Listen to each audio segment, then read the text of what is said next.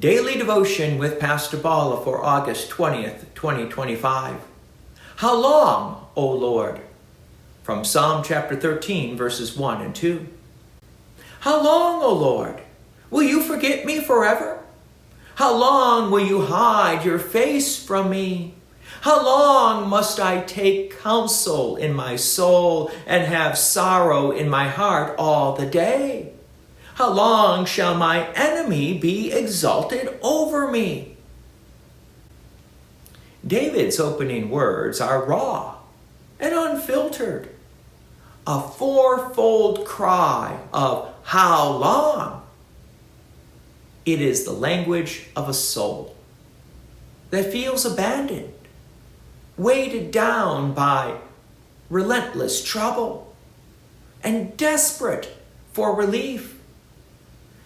There is no attempt here to polish the prayer or hide the pain. David's lament shows us that God's people can bring their honest struggles to God without fear of rejection.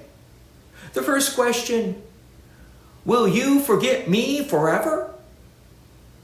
Expresses the agony of feeling forgotten by God. This isn't a theological statement. David knows God's covenant love endures.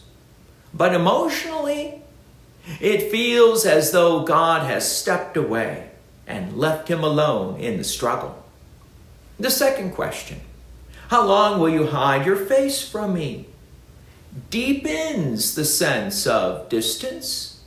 In Scripture, God's face shining on his people is a sign of blessing and favor. To feel his face hidden is to feel the warmth of his presence replaced with silence and shadow. The third cry turns inward.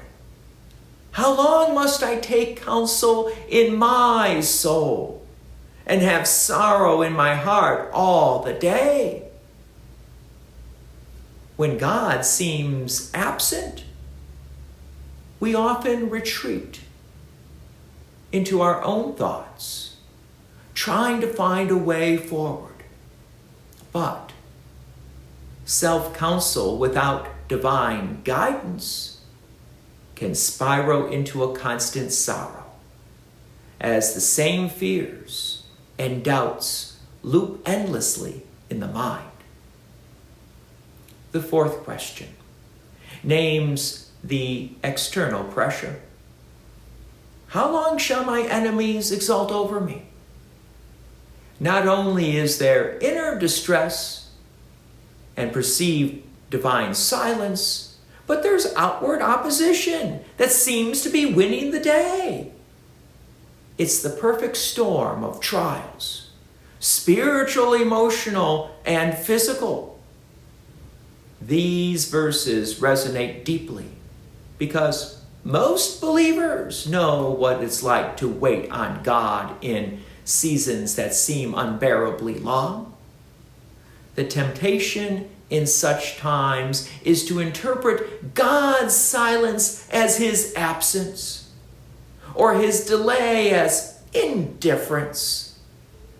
But David's example shows that the right response is not to turn away from God, but to press in with persistent prayer. Honest lament is itself an act of faith because it assumes that God is listening. So this passage doesn't bring resolution. It leaves us in the tension of waiting. But that tension is part of the life of faith. Our cries, how long, are heard by God, who neither forgets nor abandons his people. His timing is perfect, even when his delays are painful. For now, David teaches us that we can bring our repeated questions to the Lord, trusting that the one who hears will, in his time, answer. God's peace and many blessings be with you. And thank you for listening. And please take an opportunity to share this message with others.